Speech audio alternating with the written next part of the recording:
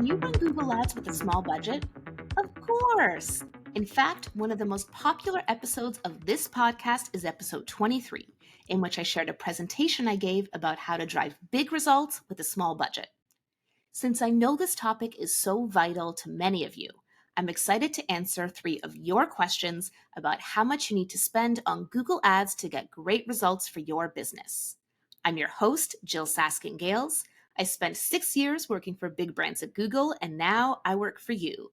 This is Inside Google Ads, episode 46, Small Budgets. Our first question comes from Lou K on LinkedIn, and they ask, have you spoken about low budget accounts?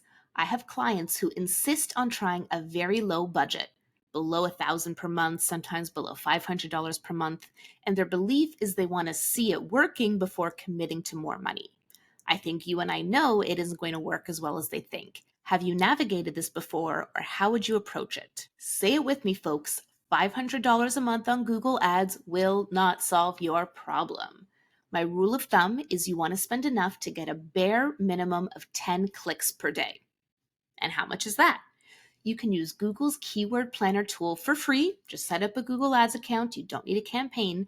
And then you can use Keyword Planner to find out how much running ads on your desired keywords might cost.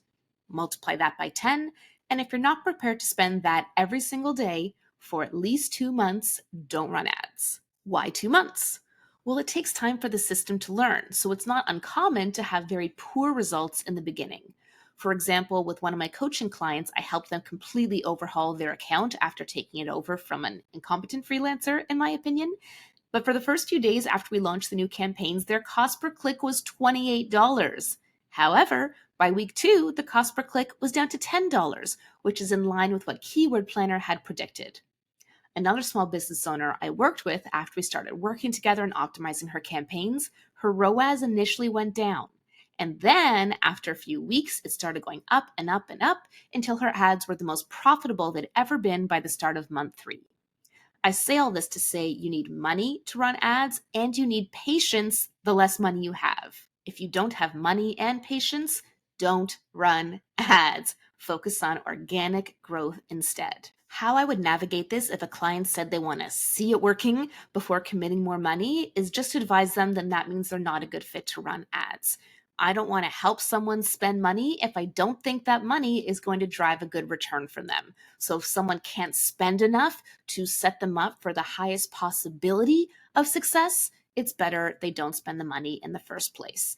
And you'd be surprised how often when you tell someone you don't want to spend their money, they then start begging you to spend their money. Very strange human psychology. But I digress. Our second question today comes from Romarina2687 on YouTube, and they say, yeah, but what about the market, the country, the number of competitors? Here in South America, the CPC is way lower in the US. This is in response to my first rule of thumb about budget, which is what I would share on social media between, let's say, 2021 and kind of halfway into 2024. And that is that you need to spend at least $20 per day per campaign or don't run ads. Now, as you might expect, by the fact that it's $20, this is a very, we'll call it Canada, US, UK, Australia, Europe-centric number. So my second rule of thumb is what I mentioned for the first question. You need enough to get at least 10 clicks per day as a bare minimum. So if your CPCs in South America are much lower, power to you. Keyword Planner is your friend and budget from there. The good news is your country, industry, competition, all of that is taken into account in your cost per click. So you don't need to do some fancy over-involved analysis to pick a budget. Just Keyword Planner, pick a few keywords, like 2 to 5 keywords to start, that's it. Look at the expected CPC range, multiply by 10, and that's your average daily budget. Do you still feel a bit unsure about whether or not you should run Google Ads and what it'll take to get them up and running? Book a call with me and we can discuss it together. Just because you book a Google Ads coaching call with me, it doesn't mean you need to commit to running Google Ads. In fact, I've had dozens of clients over the years who book a call with me and then I convince them not to run ads or to pause their already running ads because I don't think ads will be beneficial to their business. In these calls, with the client's permission, we either shift to focusing on organic growth strategies instead, like getting started with social media marketing, or we stop the meeting halfway through and I let them save that time for the future when they are ready to run ads, or if they really insist on running ads. And of course, I'll help them do that the best way possible, but caution them that I don't think it'll work well. Either way, I promise that when you book a call with me, you will get personalized, unbiased Google Ads advice.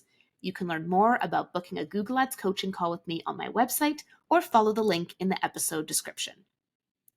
Our final question today comes from Suma Holmes I4I on YouTube, and they say, "Wonderful. Can you guide me? How are you speaking?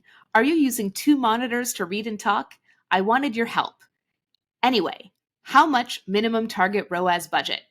Love the combination here. So, for the record, when I record this podcast, I have notes up in front of me, not a full script, just some bullet points I want to make sure I touch on. And that's why if you're watching this right now rather than listening, I'm sometimes looking down, sometimes looking straight to camera. That's how you can tell if I'm ad-libbing or reading my notes. But to your Google Ads related question, how much minimum target ROAS budget? Target ROAS is a smart bidding strategy that focuses not just on driving conversions, but driving more valuable conversions. And even more than that, conversions that will get you your desired ROAS, your desired return on investment. It's not about how much budget, but actually how many conversions, because conversions are the data the target ROAS needs to work. Ideally, you'll have 2 to 3 conversions a day to use a target ROAS bid strategy, so 60 to 90 conversions in a month. I've seen it work with 15 conversions in a month, but that's the client that took a bit of time where ROAS went down before it went up.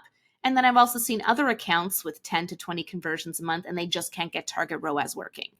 Basically, you need a certain amount of data for it to learn. So if you have a lower budget, it'll take a lot longer to get those conversions in and a lot longer for it to learn, and you may run out of patience or budget before then. One great way to help get around this is by using micro conversions, tracking the things that happen before conversion as a way to feed your smart bidding algorithm. I talked all about this in episode 39 of this podcast if you missed that. The moral of the story is this: you can absolutely run Google Ads profitably with a small budget, as long as that budget is big enough to get at least 10 clicks per day. That's not a guarantee you'll get good results, but I'm just saying it's absolutely possible, and even more than possible, it's likely. If CPCs in your industry are $2, 10 clicks a day, $20 a day, that should be easy. If spending $20 a day, which is $600 a month on ads, does not sound easy to you, then do not run ads. You can't afford to, and that's okay. Now, let's say CPCs in your industry are $20. Now you're talking $200 a day. That might be harder. But again, if you can't afford it, it's better to not run ads at all than to spend too little, see no results, think ads don't work, and waste your money, when really it was your business that's not ready to run ads and not the other way around. Because many businesses, especially small businesses or new businesses, are just not ready to run ads. And that's okay. Today's insider challenge is this: a potential client reaches out to you who has never run Google Ads before. They want to run Google Ads for their business. It's a relatively new business, a year old or so, and they sell bespoke children's clothing. What are some questions you would ask this business owner to determine whether or not they should run Google Ads? The beauty of the insider challenge is there's no right or wrong answer, just an opportunity to stretch your brain on real-life Google Ads problem solving. Last episode's challenge was this: you're auditing an account that has 100 broad match keywords in one campaign, and the campaign is limited by budget. However, it's also meeting its performance goal, which is an $80 CPA. Do you make changes? If so, what? Or do you leave it alone? I am a big proponent of if it ain't broke, don't fix it. In this circumstance, I would probably still tweak it. Importantly, I'm not going to ditch broad match. Automation is endgame, and we've got automation working well for us. So let's help the automation, work with it. The campaign is limited by budget, and being limited by budget hurts the automation's ability to perform. It's like trying to run a race with a cast on. It's just you're not going to perform as well as you could without that cast.